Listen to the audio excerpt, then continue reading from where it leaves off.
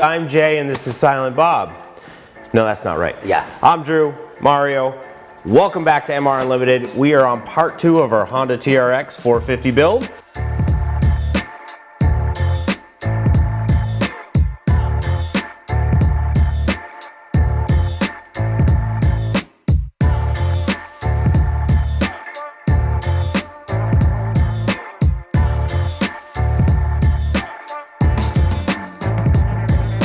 All right, so we're going to begin with installation of the counterbalancer.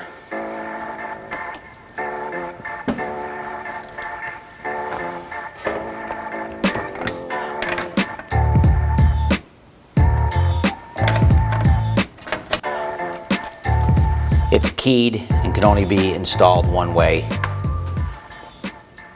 Adding a little red Loctite. And this gets torqued to 40 foot-pounds, but we're not going to do that yet until we install the drive gear. Why is that? Well, we need to use the gear tool to hold it so it doesn't walk around. Because right now I wouldn't be able to torque it, it'd just spin.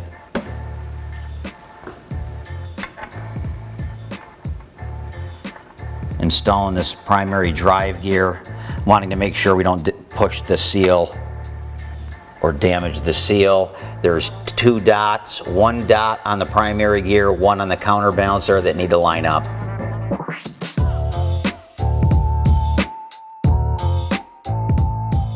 Next is the starter clutch, one-way starter clutch.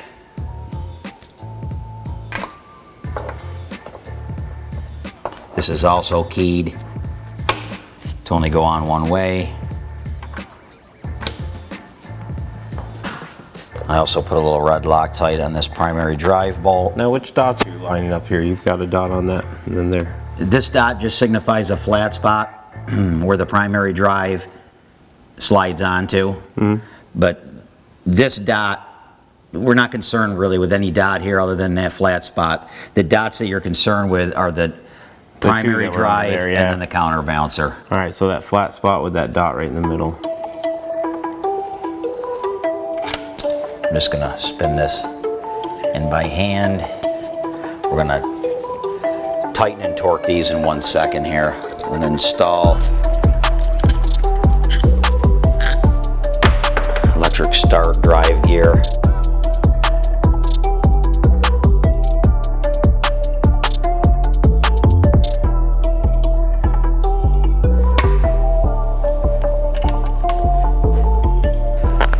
Loctite. These are going to get torqued to 13 foot-pounds.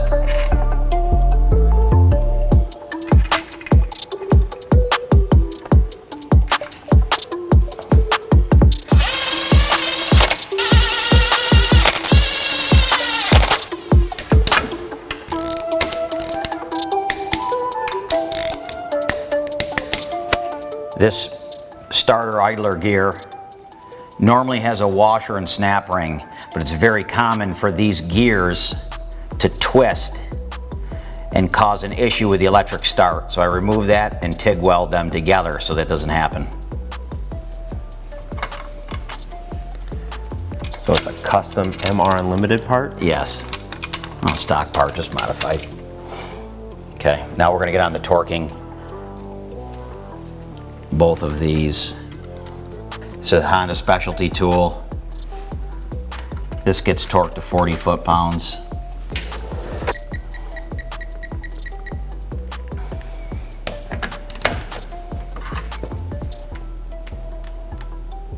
Okay.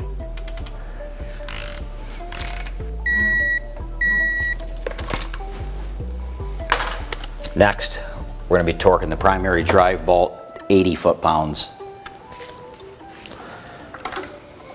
If you haven't checked out the first part of this video series about the TRX 450, we'll leave the link to part 1 in the description. Mario shows you the workstation he's at, made by Metal Tech Racing, and you can find those at metaltechracing.com.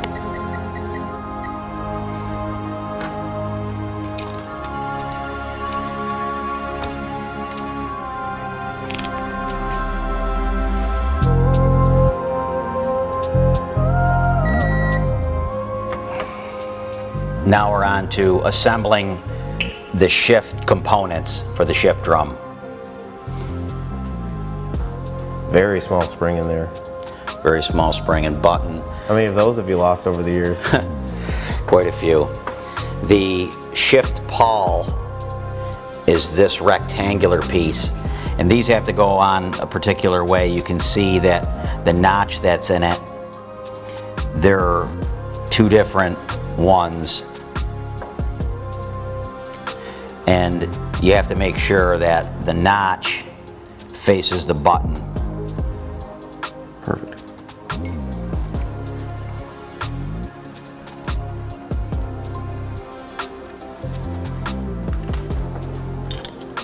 That locks it all in? Well, it doesn't lock it. It has to go over the top of it. You have to do it as one assembly. You kind of have to hold the pawls in there. Yeah, everything in place as you lay it and then down. use a small pick and drop it into place. Put a little bit of blue Loctite on these bolts. These are 9 foot-pounds.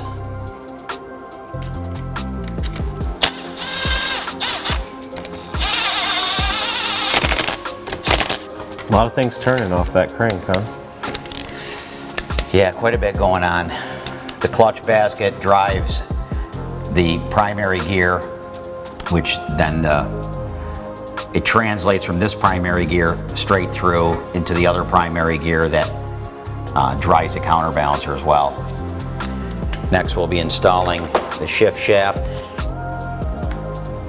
The what? Shift shaft. The shift shaft. Yeah, you like the word shaft, don't you? You've got all these terms, like in our suspension video we learned about stiction, and now he's teaching us shift shaft. Shift shaft, yeah. Yeah, that's a tough one if you've had a few to drink. So you just want to make sure that's locked in and on that little roller tab. Let's take another big step my way for the other camera.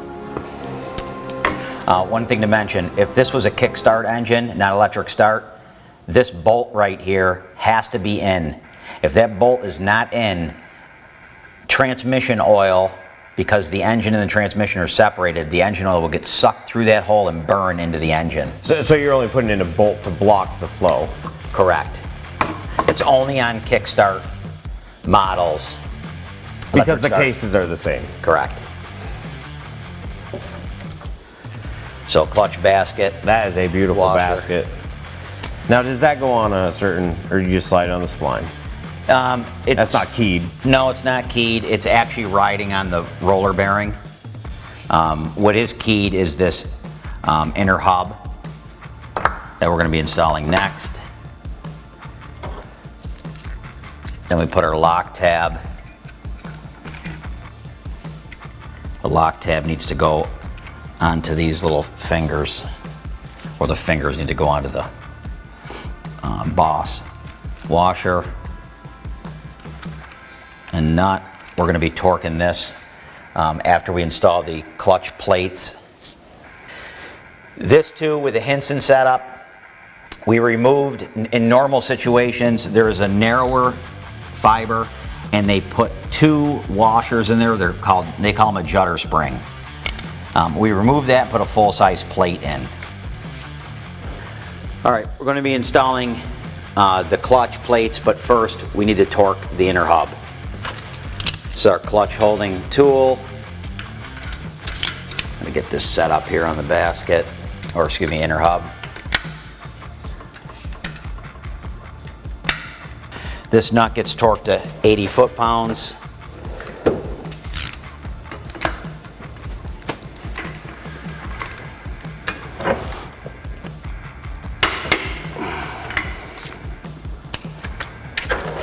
This is why that engine stand is so important, because it's bolted down to his bench. Well, he put in a lot of pressure just to get that thing to torque down. Absolutely. Okay, now we're going to install the clutch plates, starting with a fiber, then going to a steel, and continue to alternate. So after the fiber is the steel, and then after the steel is... Another fiber. Okay, and then after that fiber is a... Steel. And then after that one is a Shoot, I'm lost. fiber. Oh, okay. So it just keeps alternating. Oh. We really appreciate you explaining that one.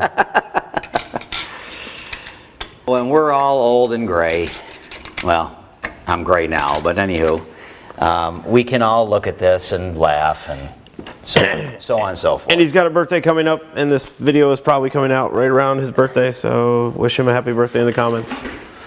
Yeah, 60, thanks, Drew. 65, finally hit retirement age. Okay, there on this lock tab, once this is torqued, there's a tab that needs to be bent onto the lock nut.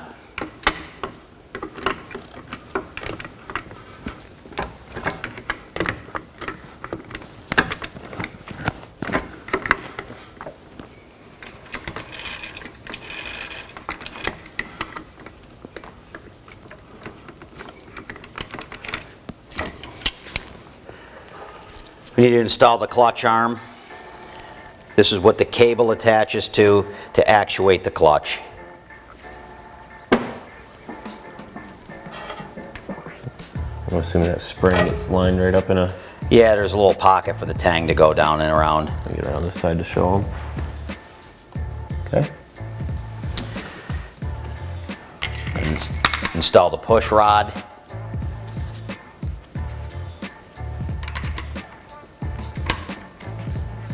Little washer there. I already put some assembly lube in there. And now we can install the pressure plate. You have to make sure too that those fingers line up into the clutch basket, because it can, let's see if I can't get it to do it. When it doesn't, of course it's gonna... Wants to work perfectly for you. Well, Mario making it look easy. Everybody can do this job. it would pop up and not be recessed. It needs to be touching the fiber. Yep.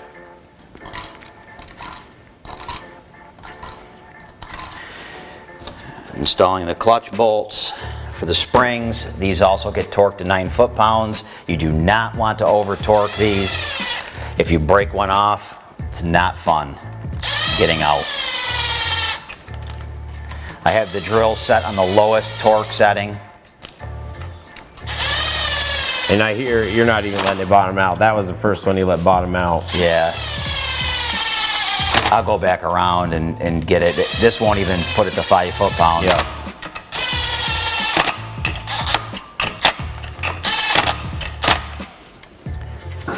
You need to lock the stand. No, I'm just gonna stick the gear jamming tool again into the primary gear and the counterbalancer just to hold it while I'm doing what I'm doing here. Do a crisscross pattern.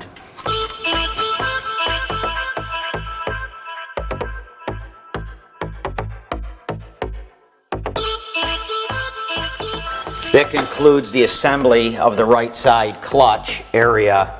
We're going to now install the water pump parts in the right hand cover.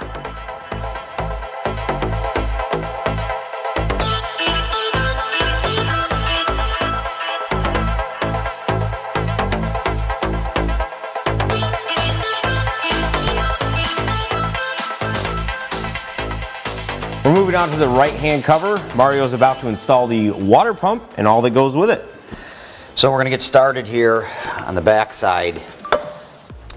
We need to install this oil seal, the spring facing in the engine side or facing the bearing. Usually you can just push these seals in by hand. You want the edge of the seal flush with the inside recess. So you just push it? Yeah, you just push it in by hand. Do you push it real good? I do, yes. Very nice. Salt and Pepper would be proud. Okay, I'm just going to lightly tap this.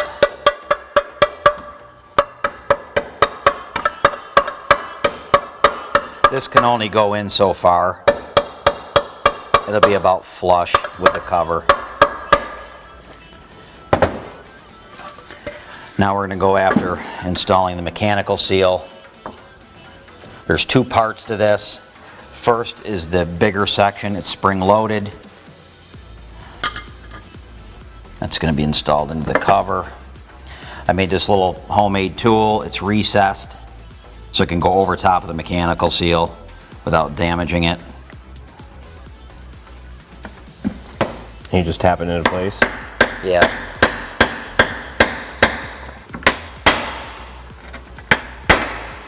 Just want to make sure that edge is flush all the way around. Now the second part of this seal goes in the back of the water pump impeller.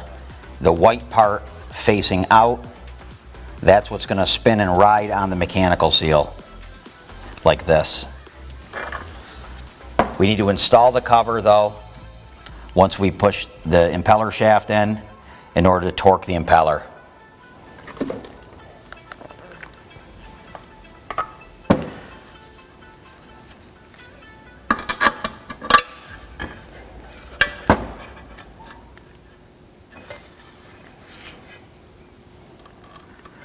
Copper washer, little dab of blue Loctite.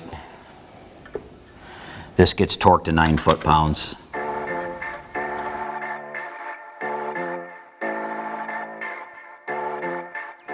We're going to install this onto the engine. You'll find that that slot. I was going to ask what that lined up with, so you kind of got to make sure that key is turned. Yeah, it matches up with the counterbalancer. Yeah.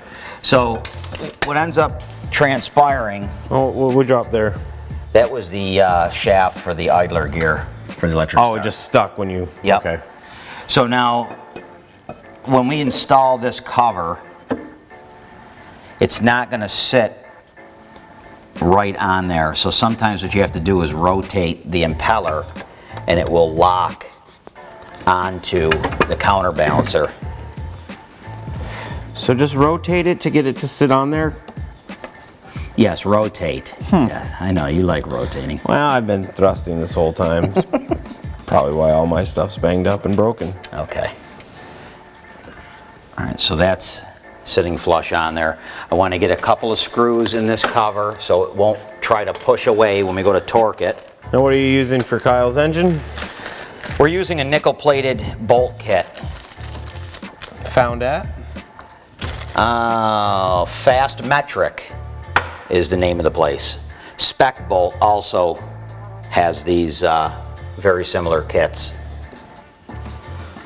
So, Same ones you have on your covers here? yes. So we're just going to put a few screws in here.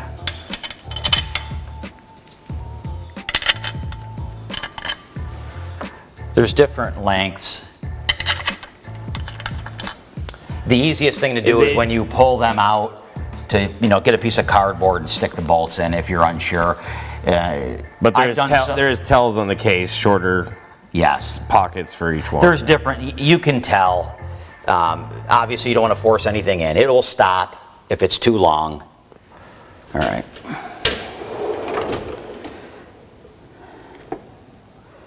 I normally have a piece of aluminum. To lock the piston rod? Yeah, we can use this because we're going very easy here. All he's trying to do is, prevent that crank to keep turning while he's tightening up this Yeah, impeller. this is only 9 foot-pounds, like I said, so.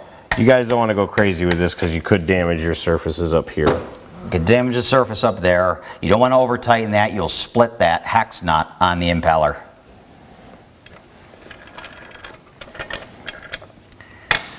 Okay, This thing's getting closer.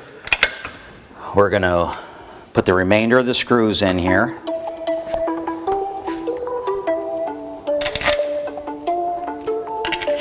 Starting to look like an engine again. It's missing a heart somewhere right in here. And we're going to be getting to that soon. We can do that in part 3. We're going to do that in part 3 along with installing the stator. So if they don't want to miss that, they should probably Like and subscribe. Like and subscribe. That sounds so simple. What do they have to do? It's just like a little thumb button. You push a button. Yeah, you just a little click of your mouse, right? Or your tap of your thumb on your phone. We're trying very hard to really come up with something. Hopefully people like this and they'll let us know what else they want to see. We've got a lot of ideas. Mario and I have been brainstorming. We're still fresh in getting this channel started, but we do have a lot of ideas. We're just waiting to see if there's enough interest in what we're doing.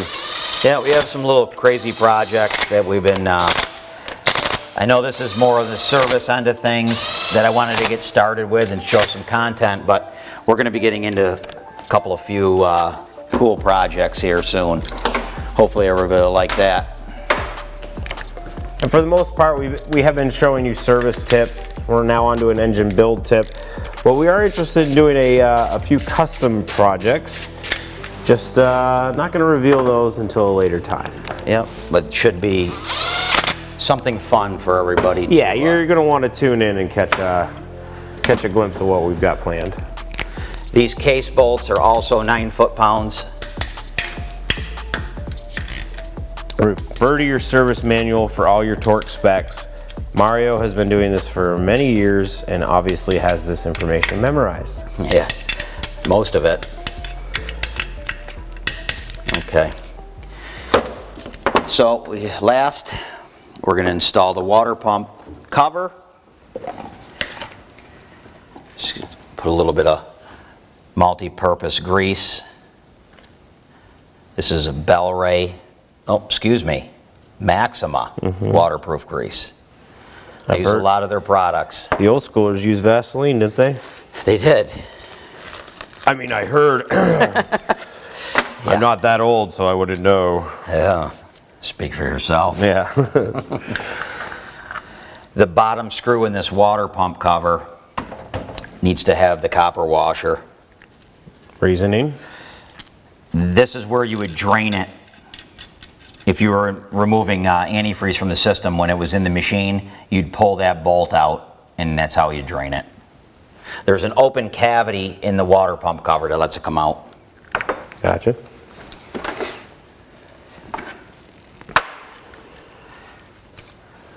This hose goes from the water pump cover to the head, but we're not going to install that yet. We're going to install that with the top end.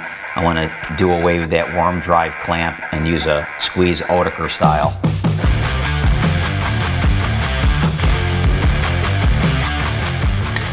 Mario's just finishing up torquing the right-hand case now. We've got another video for this series coming up. We're doing what, the top end next? We are.